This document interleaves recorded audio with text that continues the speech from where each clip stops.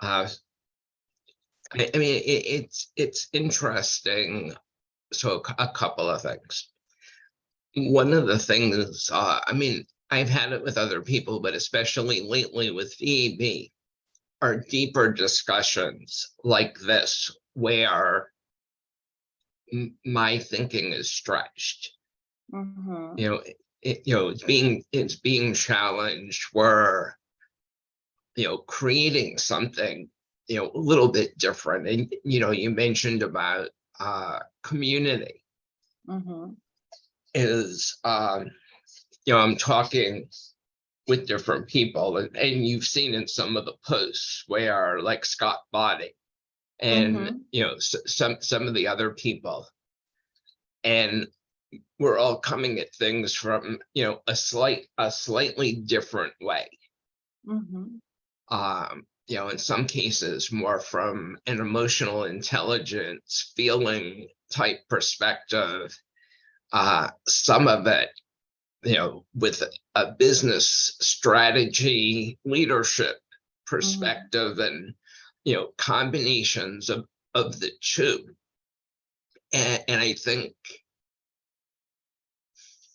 for me, where I've done a lot of work on my own, and over the last couple of years, especially since COVID, doing a lot of this thinking with other people, um, is, well, I guess the realization is I can't know everything about everything. And, Um, recognizing um, where collaborating with other people mm, is going to be, more effective. And it kind of goes back to what you said about community. mm, And I haven't figured out exactly, what that looks like. But I think there's a bunch of us, mm, um, whether structured or unstructured, mm. in terms of having discussions or things that we can put together. Yeah. Yeah. Do you believe that curiosity is like one fish who cannot drink the whole ocean? Yeah, we're curious because we want more information, more knowledge, more experiences, more excitement. And opposite of excitement is frustration. So how we can engage ourselves or engage people from community or engage our noble goals important for the world questions who can touch the world safety, development, sustainability, how we can use our curiosity to understand firstly ourselves in that in this life, so how we can stretch our awareness and feel the emotions of fear or uncertainty or frustration, and to be curious about other perspectives, differences. That's why we're curious. We want to learn from people. I want to learn from you. I want to learn from Scott and a lot of women and guys there. So I'm appreciating what you're doing, because you're somehow not officially my professors in my private university. I'm imagining that I am choosing the best people who can bring me more wisdom, more freedom in thinking and feeling and doing. So there is a lot of power when we connect our thoughts Yeah. with feelings, and very important, what we're doing, what actions are the product of our choices and feelings. So how we can bring more clarity in our behaviors, in our decisions, in our actions, in our performances. Yeah, no, it's very true. I mean, it kind of goes back to building. We have networks of ideas in our mind and pictures, And these are kind of thought networks, between different people. And the comment I was making, he when he was talking about curiosity, one of the elements in curiosity of the world was joyous exploration. So we just get pleasure out of learning things. But he also talked about, taken to an extreme, we don't necessarily get anything done. So part of what he was talking about is, how do you bring this to action for some benefit, whether that benefit is helping others learn, forming an idea that becomes actionable. One of the things that he was talking about, which was interesting, is he talks about young people.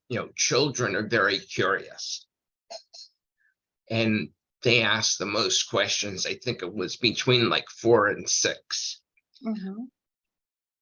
As we get older, society, our teachers, our parents, why are you asking so many questions? Don't bother me. Or a teacher who says, oh, you should know that. And it becomes more about knowing the answer than having the question. And, people who, are naturally curious, how does the environment they're in hinder or help that curiosity? And he talks, curiosity is something you can learn, is something you can strengthen, something that you as a leader, can foster. But it was interesting with the different elements. One of the elements that comes out of his assessment talks about stress tolerance. If somebody has a low stress tolerance, they don't like being questioned, they don't like being challenged, they're uncomfortable with complexity and ambiguity. Whereas if you have a high stress challenge, instead of running away from the challenge, you run right into the challenge. And you're more comfortable with that. And then another one, I'm trying to remember the definition, but it was something about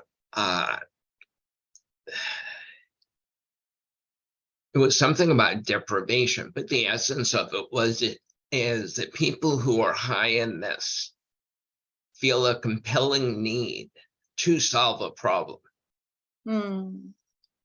It's just a very strong desire to figure things out, versus the opposite, which is more, I'm not going to worry about it, I'm going to ignore it.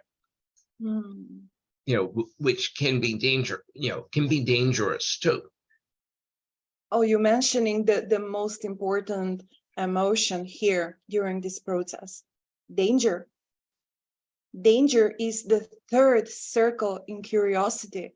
Danger is communicating with world, with expectations of the world, how it is dangerous to ask if we are children, if we ask grown people something important, if they say or just reject us, how we're feeling in that moment. We're feeling emotions like shame or guilt or insecurity, and how our self-confidence is going down.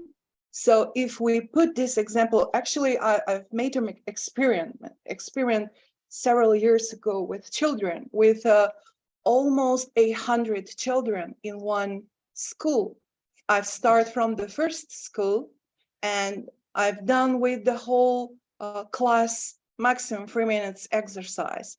They were with closed eyes, visualizing themselves in the future, how they are performing their best talents.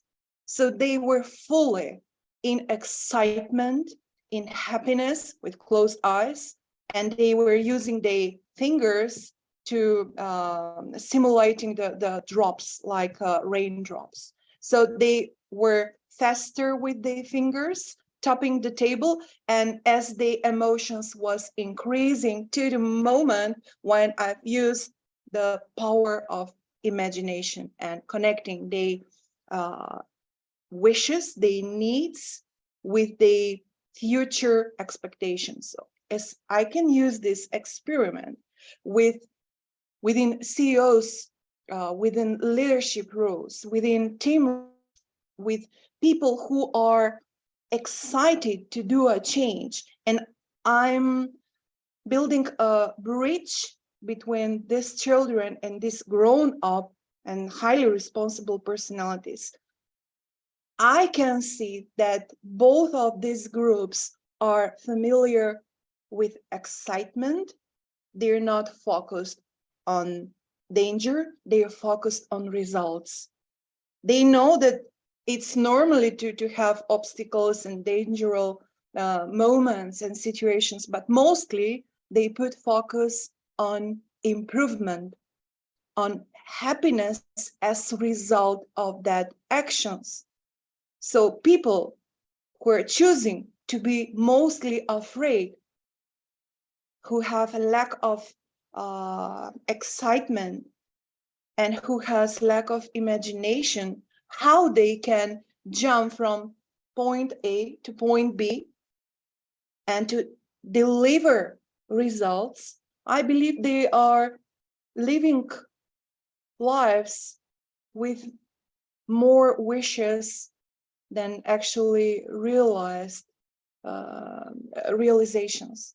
So that's why I want to use curiosity as emotional driver Yeah, when we need to do something specifically and to get the results, or to create progress.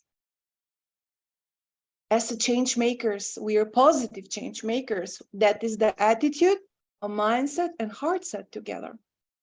it's just thinking for a minute. I'm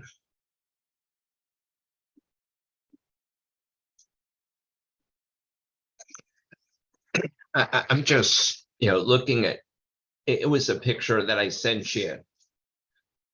And I don't know if it matters, in terms of what comes first and what comes second. But I think there's definitely a back and forth, I think, between curiosity and emotions. I don't know, does curiosity drive emotional intelligence, or does emotional intelligence foster curiosity? Or let's put it this way, a lack of emotional intelligence certainly I think hinders curiosity. So if my boss is not emotionally intelligent, he or she might try and stifle my curiosity because it makes them uncomfortable and they don't know how to deal with that. So I want to share one thing. Let me pull something up.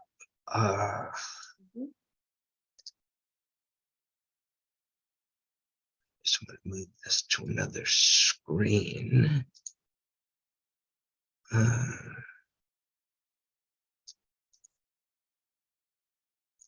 And also, I would like to share with you something about the trust, the elements of building trust.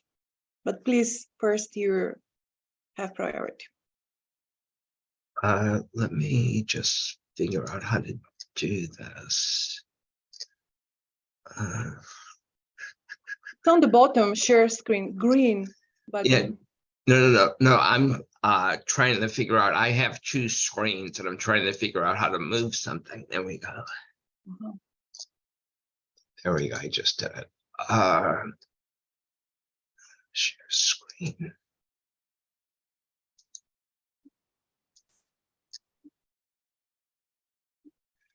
So this is a slide from that curiosity presentation. So on the left-hand side, you have, curiosity of self, others, and the world. On the right-hand side, he talked about, environmental components.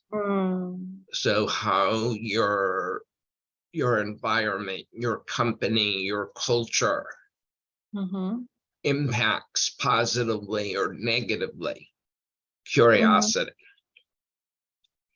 And I think a lot of those factors relate to both curiosity and emotional intelligence. I can see and I can give you insights of my first impressions, if you allow me. Sure. Yeah. For example, about the environmental component, there are 9 ingredients, 9 elements. So first is manager relations and style. So imagine our natural state. If we are someone who is focused more on rational data, naturally.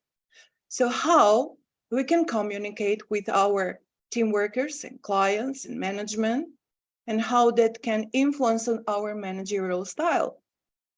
So if we are naturally more focused on rational data, on prioritization, on modeling processes, or on big data, having the big picture in front of us, how we can communicate with people if we ignore or if we don't validate human emotions, how we can empower them?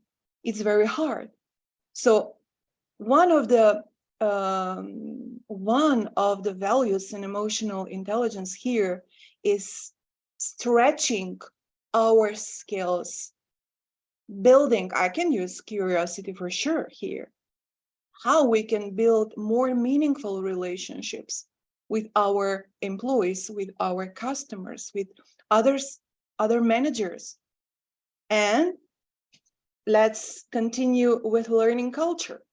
How learning culture means that one fish cannot drink the whole ocean. And what is the focus? What are our professional needs? How we can create a career path, and how we can see ourselves in that company. So how that company can create a good culture, good base, good space and environment, as supportive environment for continuously learning processes.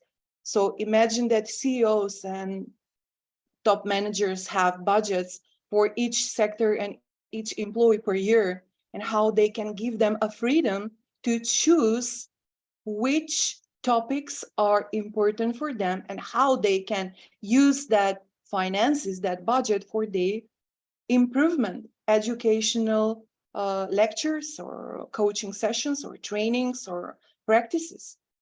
So companies, I believe, in the future and now, are more and more aware of the power of employees, how they can improve themselves by giving them a chance to learn. So diverse teams, especially after COVID and what we were faced with, a lot of difficulties, loss. It was dangerous period for the whole world. So if we are more, how to say, free to give to employees and individuals freedom to work from home or choose days in the week when they can be present in the company and how they can combine the time, the effectiveness, and the results. So especially when we are in industries who are using remote teams from the foreign countries, especially if they don't have offices there, if they are opening new branch offices there. So in that process of beginning in creation new like collaborators in other countries, they can definitely give more space and freedom to their people. And I wonder if we can use the process as a content. You know, like someone who what was the name of the author from the book which you shared with me from the beginning? It's Stefan von, I'll type it. This is hard to say. Okay, just please write me in a message or in mail after we will finish today our meeting. I'm curious and I want to buy that book because I can see that it's very important to be connected with the process. Sometimes we can ignore human emotions if we are too much focused on the process, on the data, on rational side. But what if we can include and encourage people also to see themselves in a process, and how leaders and managers can understand that state that we are all in the process of growth, and if we can create practices who can support us. You know, it's integrating the two. So it's not the process and data or people. It's using both sides, because you ultimately cannot be as effective if you're only focused on one. I think, you know, the other thing that you said is giving the employees some freedom of choice. Then it's not just about you know, building the skills for a specific job. It's about building capabilities and approaches to how you think. So like there was a poll, I think Korn Ferry did this on LinkedIn. It was very simple. You know, what's more important, skill set or mindset? And the poll came back was like 85% to 15% that mindset was more important than skill set. That a lot of the things that people need to learn are less job specific, although that's still there, but is much more about approaches to thinking and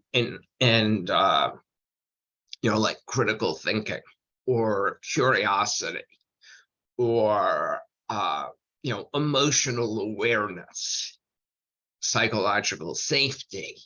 You know, a lot of these you know, making it safe to explore, making it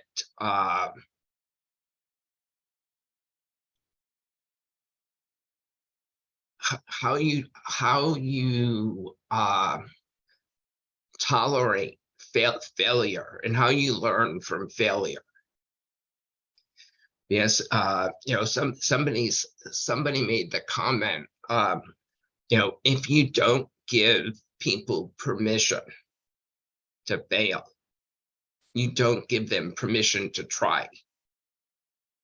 Great point.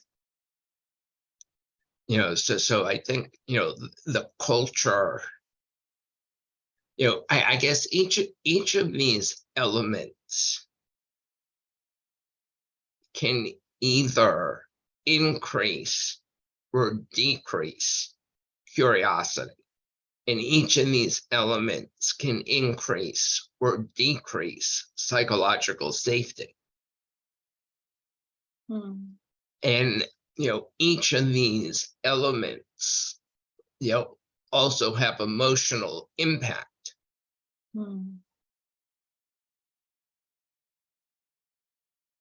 What- If you talk about, not just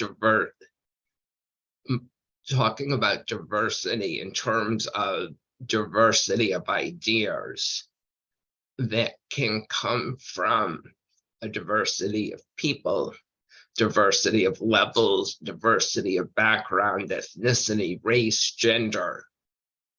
The point is it's helpful to have that diversity of ideas and not to dismiss any of them.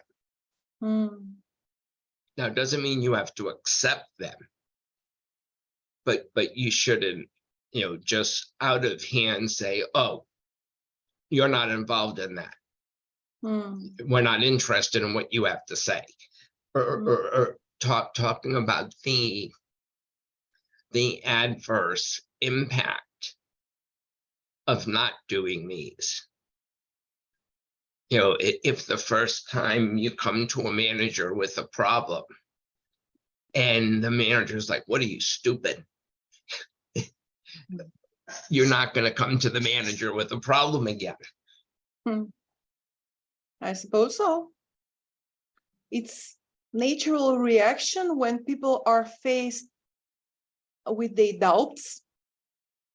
And if they choose not to be challenged, they will go in their safe zone, be quiet, ashamed, with lack of belief in themselves. But what occasionally that same person who was insulted by his or her manager make a choice, emotional intelligent choice, to be more prepared, not just with explanation of problem or maybe with ideas for solving problem, and how that person can show more courage and accept his or her vulnerability, and how can embrace that situation that my manager is having lack of emotional awareness for me, and his or her role or style are more, dominating or not interested about my perspectives. So what if I believe that my solution, my ideas are really good? And what if I try? And how I can go through that process of explanation or negotiation with my manager. So what if I can accept my vulnerability? What I can lose? Chance to grow, or chance for improvement? I believe that if people are mostly encouraged to stay in safe zone, they're losing a chance to grow. And Well, I can see the differences in the intensity of everything what we're sharing or talking right now. There are extremes of lack or of opposite side rich of something. So where is the optimal state, and how we can work on optimizing our inner state or our processes or our expectations?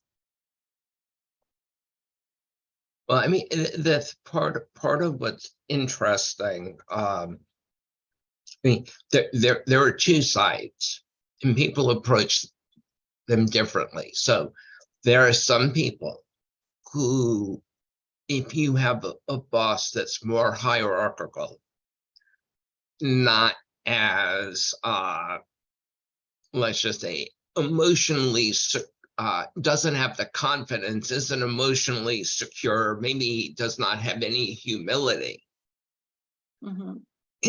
then the person on the receiving end, the employee, is either going to conform and, withdraw, or the employee will put themselves at risk by challenging that style, which is ultimately dangerous. You kind of have to work it for, I think, from both sides. And, part of that comes from, how things are handled further up. And so here's something that was interesting. When he did his curiosity research, people on the front lines had a lot of curiosity. People at the top, thought they were promoting curiosity. Middle managers were least curious because they didn't want to look bad to their employees, so they needed to show they were in control. And they weren't curious going up because of all the demands that were put on them. And you go back to, again, the culture, how that is, fostered from the top. I mean, you can do some things in your own world, but then, what you can do, as you go further and further out from yourself. But I mean, the point is, all of these things are connected. And I think part of this, I think this is part of where I was reading something yesterday, that you go from the conceptual to the impact piece. Because, there's a lot of talk about belonging and feeling and diversity, and people are have trouble connecting that to results. And there's research out there that talks about, if employees are more engaged, if you're a more inclusive culture, people are more engaged, they're talking more. If they're talking more, they're learning more. If they're learning more, they're innovating more. If they're innovating more, you're selling more. So it's making that connection as well. That it's not about, so two things. One goes back to one of the paradoxes that I mentioned about confident humility, and about vulnerability. The other part, I lost my train of thoughts there. That was the paradox I had, was caring accountability. People say I can be caring or I can hold people accountable. Well, no, you can do both.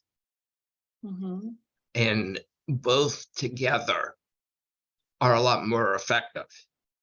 Absolutely. And if all you're about is accountability, then you're only talking about results or outputs, and you're not engaging the person. Whereas if there's caring accountability, you're engaging the person, and the person who's engaged is going to, work more productively. They'll see, how there's something in it for them, there's something in it for the company, for customers.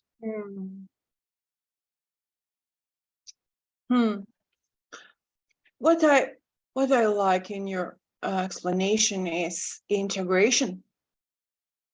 If we can use the paradoxes, they are the 2 points from the beginning and at the end, and between them is our stretch zone, is our awareness, is our processes, our learning processes, and how we can observe ourselves there, and how we can, for example, imagine that each employee who or manager who was integrated in one company from the beginning, that person was very excited.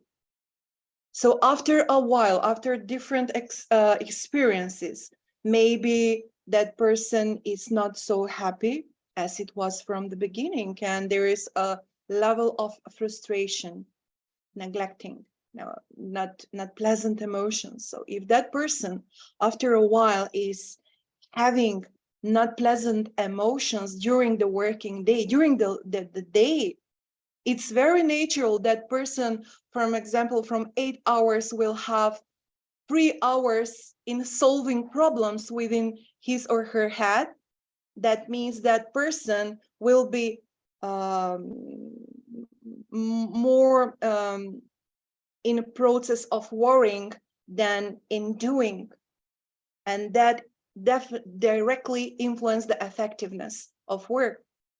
So as managers, how we can improve engagement in employees, what we can do to understand the reasons for frustration, and how that pain we can transform into excitement and happiness.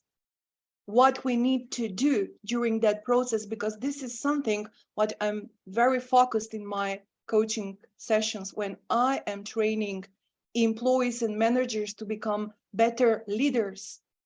Definitely emotional intelligence can bring us more wisdom, more clarity, more choices. What we can do not to be stuck in a, sorry for interruption, what we can do to, to make a transformation.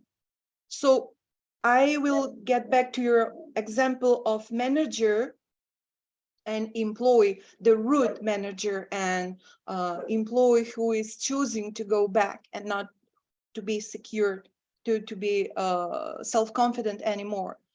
For this situation, if the employee make a choice that he or she is victim, and if manager is acting like a dominant, how to say, dictator, someone who is power personalities, and I am curious, what if both of them, we can teach them, we can support them to how they can become allies, how they can create partnerships, how can they learn from their differences, not just to employ.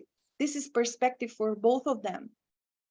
How manager can be trained to increase his curiosity and learn how his or her employee can be more engaged.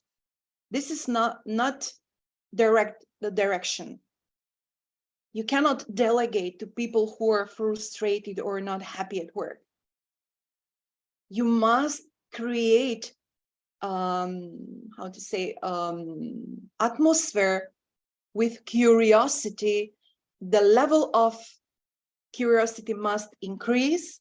That means that willingness to learn for each other, for our perspectives, for growth will be increased. So we can just create, I have a lot of ideas right now to share with you. For example, a graph where the willingness and capabilities are on the same, graph, and how we can use lower and higher scores to explain to manager and to employee where they are and how they can transform their relationship, because that is very important in engaging people. How that manager can engage him or herself to do better choices, better decisions, to transform his or her style of managing and communicating. Communication is very important element here. So if they are interested to show more curiosity about other perspectives, be more present, be more respectful. This is just the beginning. Definitely, they will transform their relationship. It's not the process like this, but it's the process. And through the several weeks, days, maybe months sometimes, I can see on the horizon progress. And the point is that our companies, our community, our world can be changed by that kind of awareness, how we can bring more curiosity and how we can create more partnerships. You know,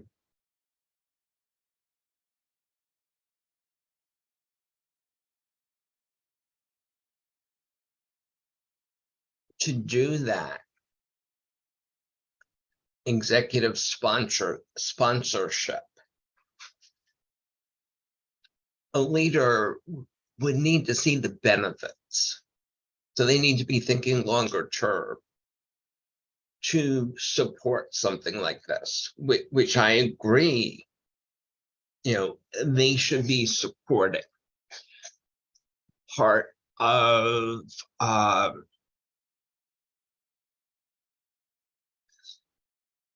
the marketing or selling process needs to link doing this to how it improves value creation for your different stakeholders, whether it be customers, employees, community, shareholders. Because people, a lot of people aren't going to, you know, say spend the money, make the investment of money and time, unless they believe or can see, you know, I'll put in quotes, what the return is. Now, the return isn't always financial. The return is not always immediate, you know, which I think is part of the challenge we face. I think one of the you know,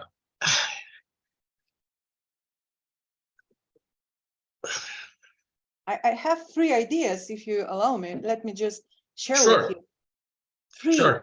Three benefits for leaders or executives who want to sponsor this kind of education. First, they will have more effective teams.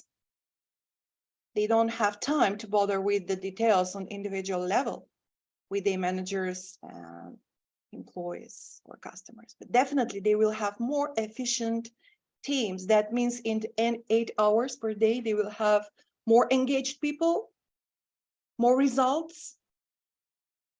That will bring the second benefit, more profit. They will have more, the third part, satisfied customers. So if they have satisfied customers, the renown of the company, the respect in the community will arise. So they definitely should think about twice, and as much as they can spread their willingness to invest in their respect for the company, how that renown can be beneficial for them, for the profit, and how they can, take care for the effectiveness. So these 3 benefits, I believe, are very good points for the leaders and executives. So I heard effective teams and more profits. What was the third one? Satisfied customers. Satisfied customers. Okay. Yeah. Or the respect of the community for the community, for the company. That is renown. Sure.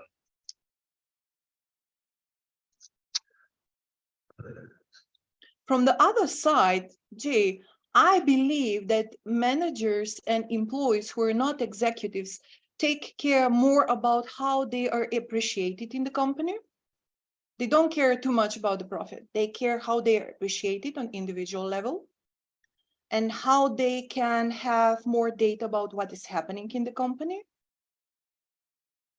and how they can be integrated in making decisions, because that's how they are respected, they are feeling, they are accepted.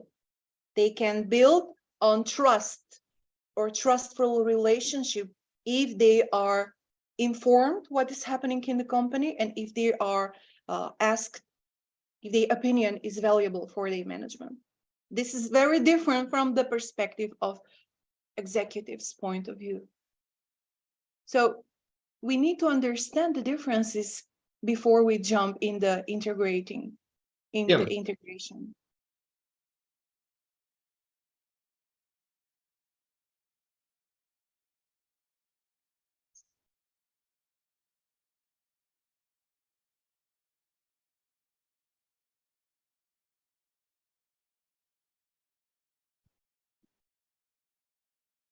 Yeah, I mean, a lot of this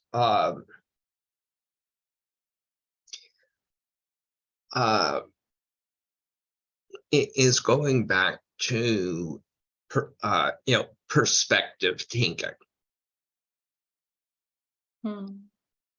That part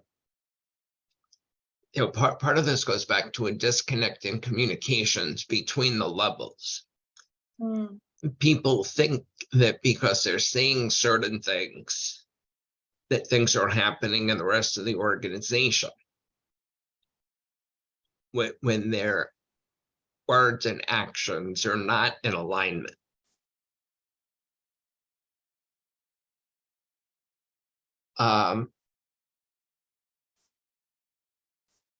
You mentioned a couple of things here. You were talking about worry. And part of that ties into an individual's stress tolerance, an individual's resilience. The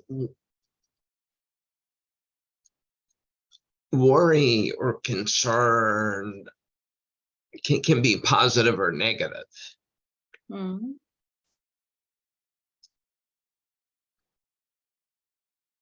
Or let's just say can be constructive or destructive. It can drive you to try harder and to innovate and figure stuff out, or it can paralyze you and cause you to withdraw. So that was just one thought. The other thought, and this was an interesting one, and I'm not sure exactly how to present it, but in the class, the question he posed to the group is, what's the opposite of curiosity? What do you think that is? Ignorance. That is something what is coming first. Ignorance means that I'm not curious because it's not safety for me, it's dangerous for me, I will not have any benefits, or I'm not interested because I will punish others, so I will not be involved there. Not likening opposed is judgment, because I will judge you, because I will not like you, and that is acting like ignorance. That is, a level of mindset which is not curious. So I believe there are a lot of people who have different perspectives, but I can recognize that the opposite of curiosity is not validating something or ignoring something, making a choice to be ignorant. So, I mean, I think that's good. The thing he said, and I think this ties exactly into what you just said, as the opposite of curiosity is conformity. With the, if you're conforming, you're accepting what is. You're not challenging thinking. So instead of asking questions, you just do it. Which I thought was interesting. He talked about people being seekers in terms of seeking things out versus keepers, kind of the status quo. And part of this, I think, also ties into I think part of what you alluded to is agency. What can you control? Kind of goes back to the saying, we don't control our circumstances. We can control how we respond. And in one of my presentations, I talk about you can be a captain or a captive.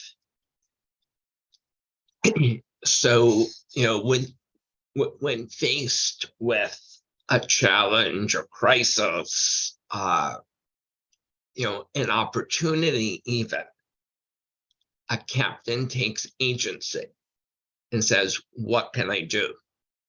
How can I optimize this? What can I do to get, the best outcome or the best or worst outcomes? Versus a captive is playing the victim and saying, I don't have control. There's nothing I can do. I just have to wait and see what happens. And that's not a good place to be, because if you're a captive, you're going to withdraw, you're disengaging, you're giving up. A captive thinks about, what do I need to do to survive? Versus a captain, I think, it is more focused on how do I thrive.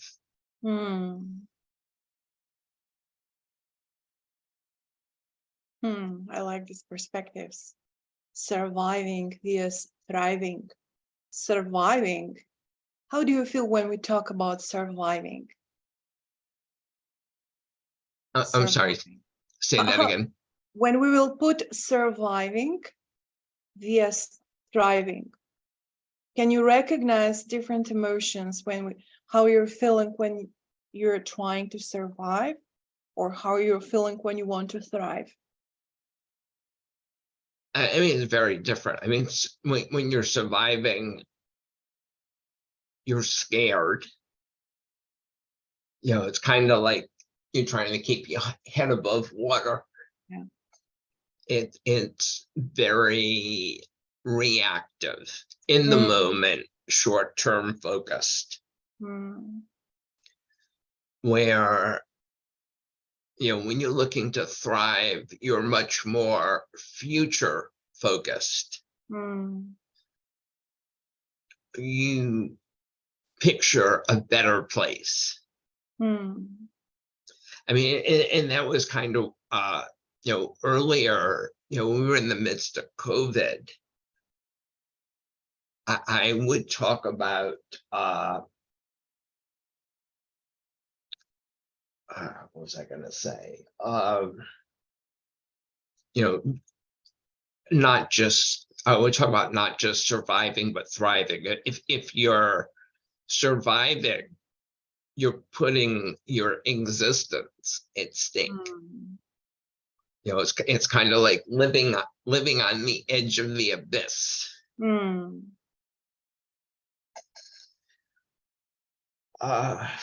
It's awareness. It's the difference in awareness. When we're in a surviving mood, we are more focused on right now, as you mentioned. Everything is ruined. What can I use from this, what exists? So how I can stick myself to something what can pick me up. above the surface of water. So the thriving is about energizing ourselves with more optimism. Thriving is connected with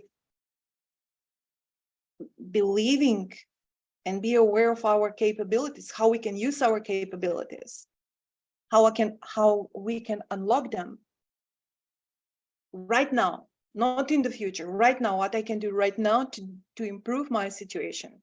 Building a thriving mindset is somehow connected with encouragement.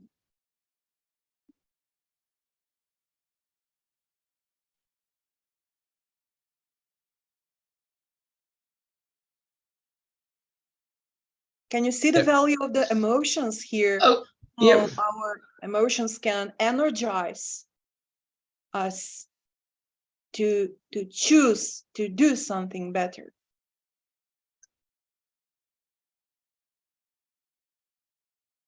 I mean, she would. Okay, so you wouldn't think about thriving unless you had the right attitude, so to speak.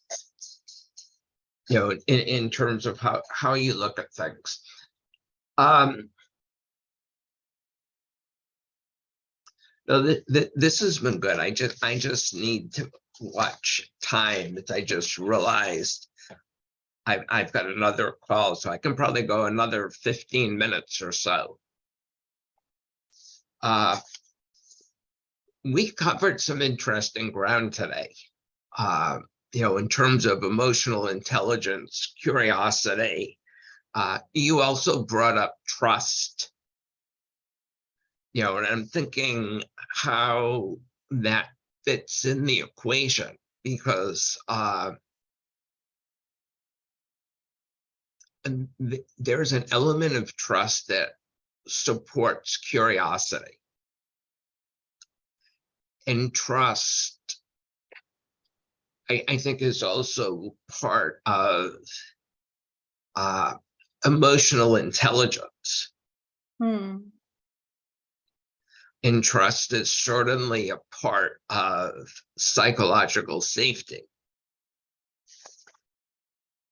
Yeah. I We just have different modalities how we can create more trustful, more meaningful relationships. But what actually I'm using from 6 seconds methodology is 4 elements. I believe that we can talk about them in our next call in more details, and we will dive deeper within them. But definitely building trustful relationships is very important in everything. So when you're talking about, because I printed some stuff out with the 6 second model about knowing yourself, choose yourself, give yourself, and then it talks about the 8 competencies that are behind that. Is that what you're alluding to, just so I can read up on this? No. It's not about that. There's, of course, they accept that 8 capabilities, like drivers for that 3 parts in the model. But when we talk specifically about trust is not mentioned as one of these 8 competencies. Sure. Trust is product of our awareness. Trust is product of our choices, which are our supporters. What choices can I make, and who can bring me more clarity, more wisdom, more growth, more prosperity, and how I can use that choices with my awareness to make meaningful actions, and how I can use empathy. And there are several types of empathy, how I can recognize which empathy is best for sharing with some specific team or executive or employee or customer or community. I believe there are a lot of data there. So if you want, we can create, for example, coaching session. You will have opportunity your own assessment about these 8 competencies.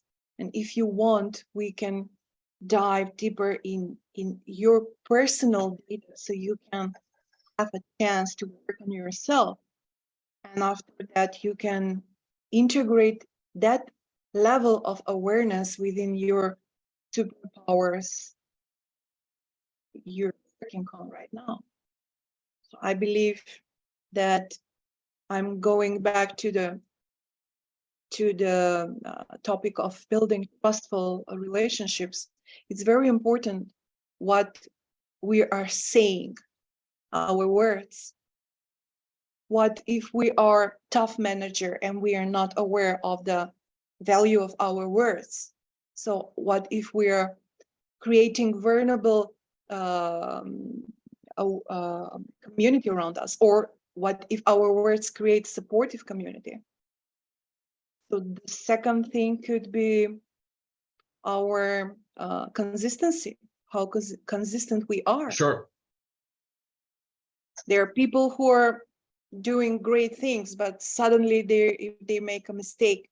So what if they have struggles to share with their teams that they've made a mistake? So how we can build trustful relationship if some manager or executives struggling with himself or herself to share his or her vulnerability? Well, and when you're talking about trust in that sense, I mean, that's part of the psychological safety. As well, one of the things that's interesting in that page that I sent you, where I've got trust, curiosity, emotional intelligence, and I'm not sure if this looks at it right, but the bottom was kind of like individual versus organizational, although a lot of this straddles both. And where psychological safety comes in. So I guess a couple of things. One, if you have, other material, that I can read, some of the stuff you were just talking about, if you've written anything, you can point me towards anything, and some of these other factors, around some of the coaching. Yeah. The other thing, as I'm thinking about this, I've struggled a little bit with, or I haven't completely thought through this, is in pitching and talking about the 5 leadership superpowers. A lot of what you're talking about, the emotional intelligence, the trust, the curiosity, the underlying leadership paradoxes like confident humility, those things are supporting elements. They might be necessary, but not sufficient elements in thinking about the 5 leadership superpowers. That I think these other pieces, become foundational. They're not just tied to disruption and uncertainty. They're important practices, no matter what the environment is. But they become much more important when you're dealing with disruption and uncertainty. Because of the emotions involved when there's disruption and uncertainty, and how people respond under stress. So I'm just kind of talking out loud. I'm gonna have to read over what I said. I will later. send you a few books. Just go deeper read about case studies, about different perspectives. So there are Yeah. also books and from Daniel Goleman, I believe. There are a lot of podcasts, videos. I will share you important, knowledgeable things with you. And what I respect is your curiosity and your choice to be long life learner. Yeah. And So that can bring benefits on the surface to your clients, to your community. yeah, so what I'll send you the information on the Workplace Curiosity Manifesto. I have Goldman's first book, which I read years and years ago.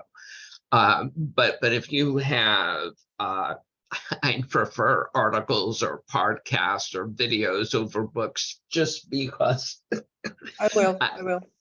I have 7 or 8 books that are in various stages of not being read or partially read.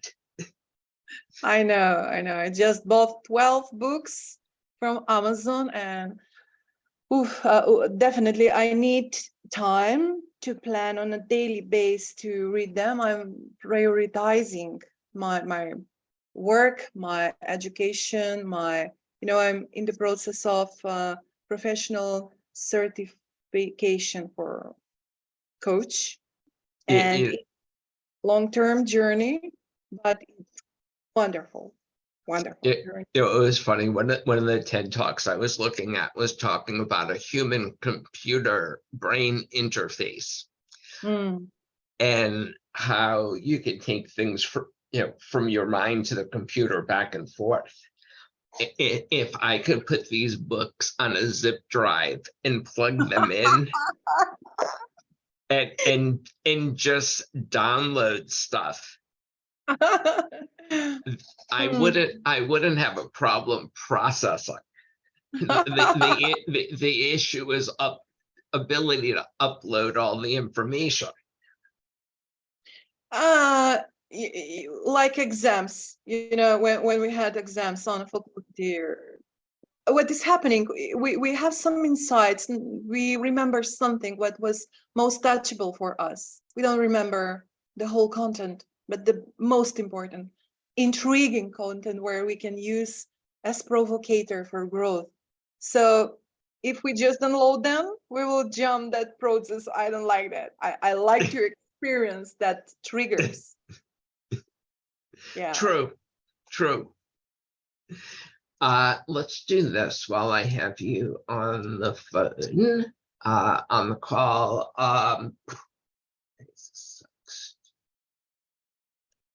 You're How? opening your calendar. Yeah. So I'm looking at. So it's best in the morning. So I'm looking at the 21st.